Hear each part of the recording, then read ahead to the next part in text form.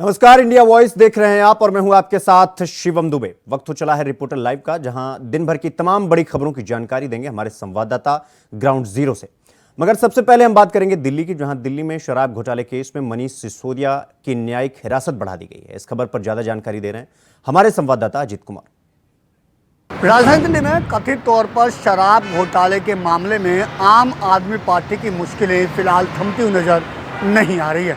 ऐसा इसलिए भी कहा जा सकता है क्योंकि एक बार फिर से पूर्व उप मुख्यमंत्री मनीष सिसोदिया और आप नेता संजय सिंह की न्यायिक हिरासत बढ़ा दी गई है।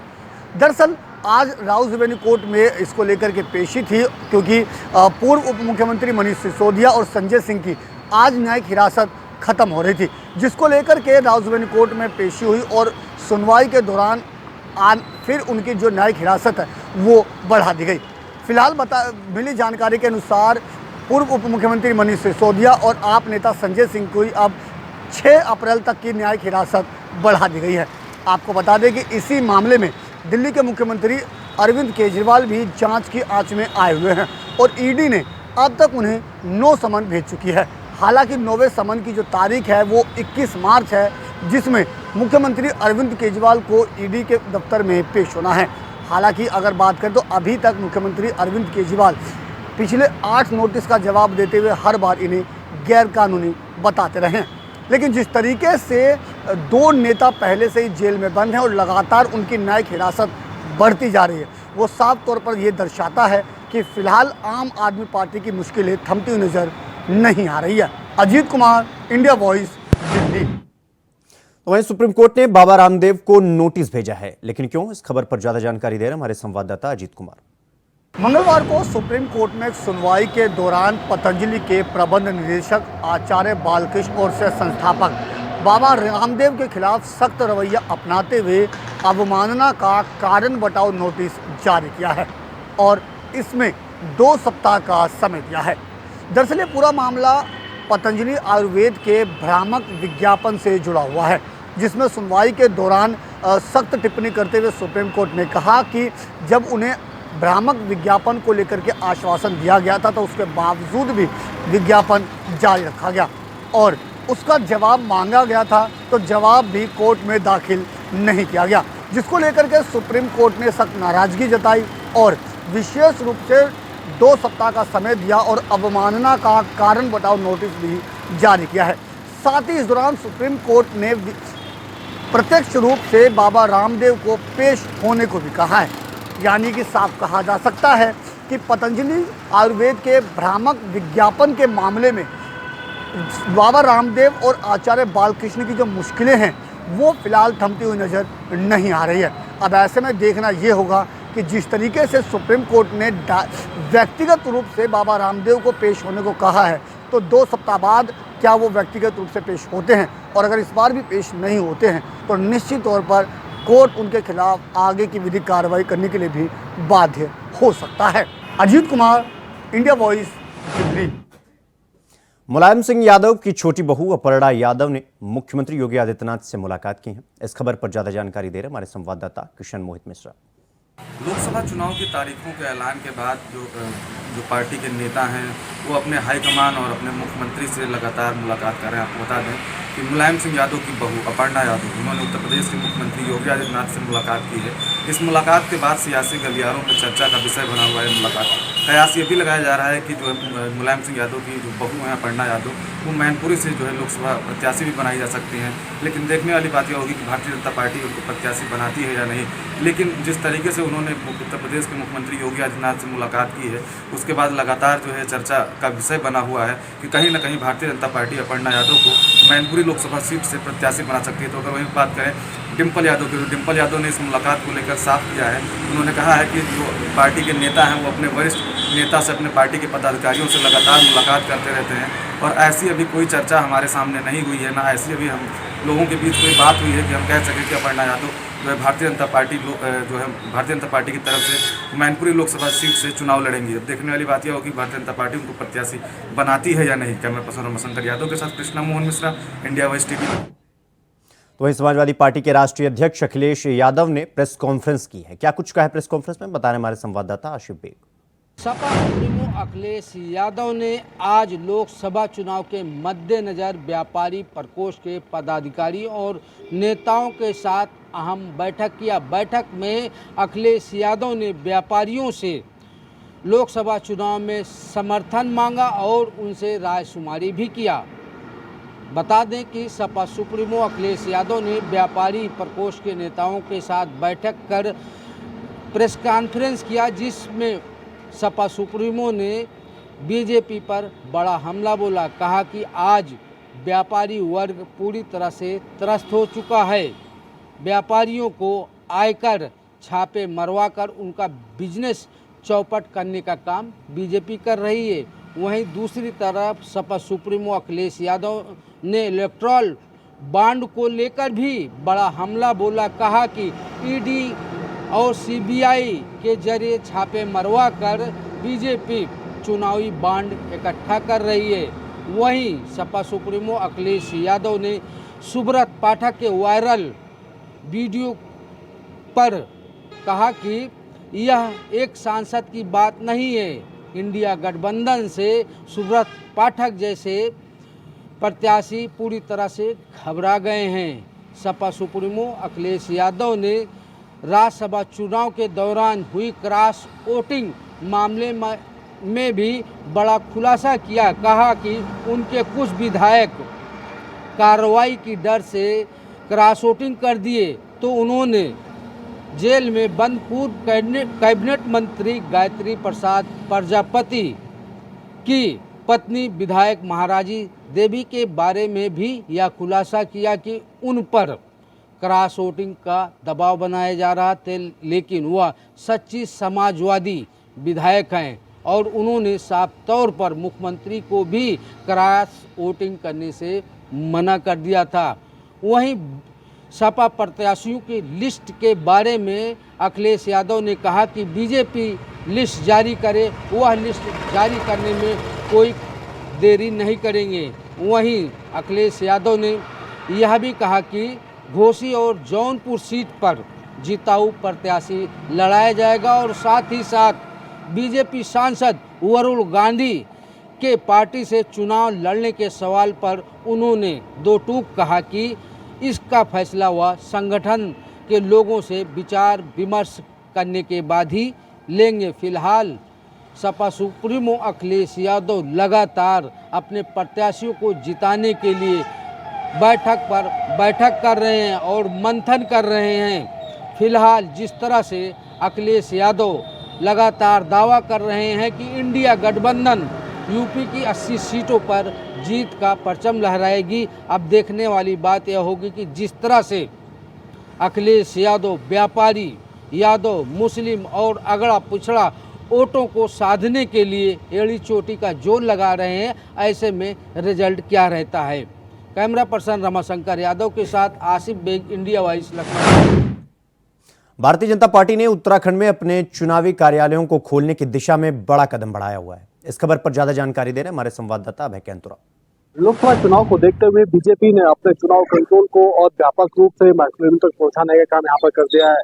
5 लोकसभा सीटों का चुनावी कंट्रोल सीधे तौर पर देहरादून से जुड़ा। देहरादून में पार्टी ने निजी होटल में अपना चुनाव कार्यालय यहाँ पर बनाया है। मुख्यमंत्री पुष्कर सिंह धामी ने उस चुनाव कार्यालय का शुभारंभ यहाँ पर करा। बीजेपी की रणनीति है कि जो कमियां अब तक चुनाव में रही है, जिस चीजों को उजागर हो रहा है, उनको जल्द से जल्द दूर करने का काम किया जाएगा ताकि उत्तराखंड की 5 लोकसभा सीटों पर बड़ी जीत हासिल की जा सके। और ये बड़ी जीत प्रधानमंत्री नरेंद्र मोदी को तोहफा है। उत्तराखंड बीजेपी की तरफ से प्रयास यही है कि उत्तराखंड के हर लोकसभा सीट पर 5 लाख से ज्यादा मतों से जीत हासिल की जा सके और उसके लिए लगातार प्रयास यहाँ पर बीजेपी कर रही है। कैमरामैन लखनऊ के साथ अभय कैंतुरा, इंडिया वॉइस। वहीं स्वामी प्रसाद मौर्य पर एफआईआर दर्ज की गई है। इस खबर पर ज्यादा जानकारी दे रहे हैं हमारे संवाददाता आसिफ बेग।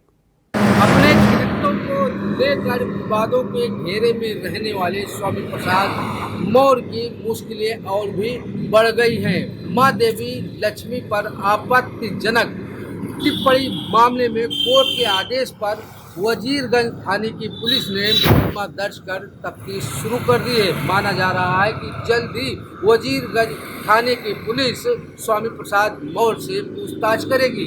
हालांकि विवादित बयानों के चलते सपा सुप्रीमो और समाजवादी पार्टी ने उनसे किनारा कस लिया था। इसके बाद स्वामी प्रसाद मौर्य ने आरएसएस की कमान संभाली थी। आपको बता दें कि बीते नवंबर महीने में समाजवादी पार्टी के पूर्व नेता स्वामी प्रसाद मौर्य ने मां लक्ष्मी पर आपत्तिजनक टिप्पणी किया था। इस मामले में राजधानी लखनऊ की रहने वाली रागिनी सोनकर ने मुकदमा दर्ज कराने के लिए कोर्ट की शरण ली थी।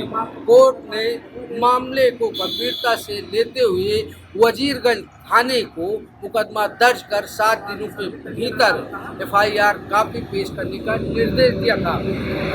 वजीरगंज थाने की पुलिस ने अब कोर्ट के आदेश को मानते हुए स्वामी प्रसाद मौर्य के खिलाफ मुकदमा दर्ज कर तफ्तीश भी शुरू कर दी है। आपको बता दें कि स्वामी प्रसाद मौर्य अपने बयानों को लेकर हमेशा सुर्खियों में रहते हैं। यही वजह है कि वह लगातार विवादों के घेरे में रहने के चलते मुश्किलों में पड़ते दिख रहे हैं। मां देवी लक्ष्मी पर आपत्तिजनक टिप्पणी के पहले स्वामी प्रसाद मौर्य ने रामचरितमानस पर भी आपत्तिजनक टिप्पणी किया था, जिससे हिंदू भावनाएं काफी आहत हुई थी। इस दौरान समाजवादी पार्टी के नेता शिवपाल यादव और विधायक मनोज पांडे ने उनकी इस टिप्पणी पर आपत्ति जताई थी। बावजूद इसके स्वामी प्रसाद लगातार हिंदू देवी देवताओं पर टिप्पणी करते चले आ रहे हैं। अब वजीरगंज थाने की पुलिस स्वामी प्रसाद मौर्य के कृत्यों का हिसाब लेगी। कैमरा पर्सन रमाशंकर यादव के साथ आसिफ इंडिया वॉइस लखनऊ। लखनऊ में विकास प्राधिकरण लगातार अवैध निर्माण पर कार्रवाई कर रही है। इस खबर पर ज्यादा जानकारी दे रहे हैं हमारे संवाददाता मोहम्मद आमान। लखनऊ विकास प्राधिकरण लगातार राजधानी में अवैध निर्माणों पर कार्रवाई करता नजर आ रहा है। आपको बता दें, लखनऊ विकास प्राधिकरण के वीसी डॉक्टर इंद्रमणि त्रिपाठी के निर्देश पे लगातार अवैध निर्माणों के विरुद्ध अभियान चलाया जा रहा है। आपको बताना चाहेंगे कि लखनऊ के थाना चौक क्षेत्र स्थित बेकनगंज नाला के पास एक अवैध निर्माण हो रहा था, जिसपे एलडीए की टीम ने कार्रवाई करते उसको सीज कर दिया। आपको बता दें कि जो जोन 7 के जोनल अधिकारी हैं शशि भूषण पाठक, उन्होंने बताया है कि वहां पे जो 45 वर्ग मीटर में ये निर्माण चल रहा था और ये बिना मानचित्र के इस निर्माण को कराया जा रहा था और ये अवैध रूप से ये निर्माण जारी था, जिसको एलडीए ने स्थानीय पुलिस की मदद से मौके पर पहुंच के इसको सील कर दिया है। आपको बता दें, इस इमारत के सेकंड माले को सील किया गया है। लखनऊ से मोहम्मद अमान, इंडिया। हरदोई में एक युवक की गोली मारकर हत्या कर दी गई है। इस खबर पर ज्यादा जानकारी दे रहे हैं हमारे संवाददाता आनंद त्रिवेदी। गोली मारकर हत्या कर दी गई। आपको बता दें कि क्षेत्र में गोली से जब युवक की हत्या की गई, गोली मारकर क्षेत्र में हड़कंप मच गया।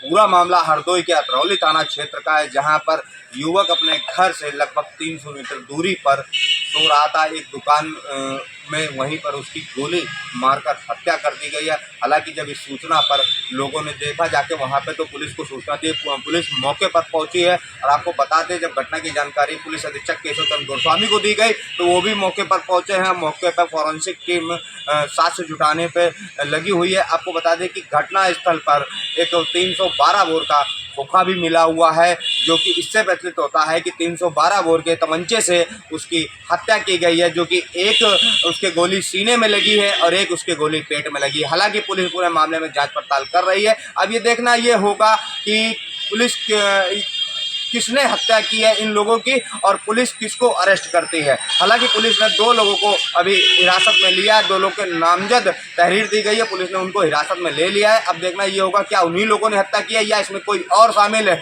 और सबसे बड़ी बात आपको बता दें कि ये तमंचा कहाँ से आया, ये देखना होगा। हरदोई से आनंद त्रिवेदी, इंडिया वॉइस। प्रयागराज में लड़की के मायके वालों ने ससुराल वालों के घर में आग लगा दी। क्यों लगाई आग, बता रहे हमारे संवाददाता शोएब रिजवी। प्रयागराज के मुट्ठीगंज इलाके में एक विवाहिता द्वारा संदिग्ध परिस्थितियों में आत्महत्या किए जाने के मामले में तूल पकड़ा और जो लड़की पक्ष के लोग हैं वो आक्रोशित हो गए और उन्होंने लड़की के ससुराल में आग लगा दी, जिसकी चपेट में आने के बाद लड़की की जो सास ससुर है उनकी मौत हो गई। दरअसल बताया जा रहा है कि जो विवाहिता थी वो फांसी पर लटकी हुई मिली थी। जब इसकी जानकारी उसके परिजनों को हुई तो वो लोग वहाँ पर पहुँचे और उसको देखने के बाद वो आक्रोशित हो गए और उन्होंने आक्रोश में उस घर में आग लगा दी जिस घर में लड़की के ससुराल पक्ष के लोग रहते थे। और आग की चपेट में आने के बाद उसमें 2 लोगों की मौत हो गई। हालांकि पुलिस ने मुस्तैदी दिखाते हुए परिवार में और जो लोग फंसे हुए थे उनको रेस्क्यू करके फायर ब्रिगेड की टीम को बुला करके उनको बाहर निकाला। आग पर जब काबू पाया गया और घर को चेक किया गया तो वहाँ पर जो विवाहिता है उसके सास ससुर मृत अवस्था में पाए गए। इसके बाद एक तरह से कह सकते हैं कि इस घटना के बाद कोहराम मच गया। हालांकि अब पुलिस दोनों पहलुओं की जांच कर रही है, जहां एक तरफ जो संदिग्ध परिस्थिति में विवाहिता ने आत्महत्या की थी जिस पर उसके परिवार के लोग ने आरोप लगाया गया था कि उसकी हत्या करके लटकाया गया है, वहीं जो लड़की पक्ष के आक्रोशित लोगों ने जिस तरह से घर में आग लगाई और उस आग की चपेट में आने से उस परिवार के 2 सदस्यों की मौत हो जाने के बाद कहीं ना कहीं पुलिस अब कुछ लोगों को हिरासत में लेकर के पूछताछ कर रही है। जल्द ही इस मामले में कुछ लोगों की गिरफ्तारी घटना को अंजाम दिया गया। लेकिन अब पुलिस इस दोनों मामलों की जांच कर रही है, जहां विवाहिता द्वारा संदिग्ध परिस्थिति में आत्महत्या करने का मामला, वहीं जिस तरह से आक्रोशित लोगों ने आग लगाई थी उसमें कौन लोग शामिल थे उनको जल्द से जल्द गिरफ्तार किया जाएगा। लेकिन इस घटना ने ज़रूर आसपास के इलाके में लोगों को दहला दिया, क्योंकि जिस तरह से आग लगाई गई उसके बाद जिस तरह से 2 लोग जिंदा जल गए वो कहीं ना कहीं कई सवाल भी खड़े कर रहे हैं। Shoaib India wise Prayagraj. जौनपुर में पुरानी रंजिश को लेकर 2 पक्षों में भारी विवाद हो गया। इस खबर पर ज्यादा जानकारी दे रहे हैं हमारे संवाददाता विवेक कुमार। जौनपुर में पुरानी रंजिश को लेकर 2 पक्षों में चाकूबाजी की घटना में एक व्यक्ति को लगी चोट। गंभीर हालत में घायल व्यक्ति को इलाज के लिए अस्पताल में भर्ती कराया गया। वहीं डॉक्टरों ने प्राथमिक उपचार के बाद घायल की हालत गंभीर देख वाराणसी अस्पताल के लिए रेफर कर दिया है। बताया जाता है कि जौनपुर के जलालपुर थाना क्षेत्र में पुरानी रंजिश को लेकर 2 पक्षों में जमकर लाठी डंडे और चाकूबाजी हुई। घटना में एक व्यक्ति गंभीर रूप से घायल हो गया। आनंद फानन में इलाज के लिए अस्पताल में भर्ती कराया गया है। वहीं घटना की सूचना मिलते ही पुलिस मौके पर पहुंची और घटना में 4 लोगों को हिरासत पर लेकर पुलिस मामले की जांच पड़ताल में जुटी हुई है। पूरा मामला जो है जौनपुर के जलालपुर थाना क्षेत्र का बताया जा रहा है। जौनपुर से Vivek Kumar, India. Reporter live में फिलहाल अभी के लिए बस इतना ही। देश दुनिया की तमाम बड़ी खबरों को देखने के लिए देखते रहिए इंडिया वॉइस। नमस्कार।